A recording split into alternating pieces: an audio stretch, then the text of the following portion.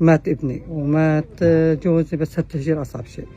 هذا القهر بذاته، يعني هينا العيشة عين. شوفوا وضعنا، التراب والوحل يعني كل العالم هيك، بس نحن عايشين. لك يا أسفاها على العيشة اللي عشناها. عيشة والله ما أنا كويسين. لك ولك قاعد بيت مثل ما قاعد بخيمة، وحل وتراب. لك بنبكي على أرضنا، على وطننا، بنبكي على الدنيا كلها. هينا هالعيشة، لا أهل، لا مثلا بنتي بعيدين، أولادي بديري، كل واحد بديري. ولك والله القهر الموت، القهر العيشة هي اللي عشناها.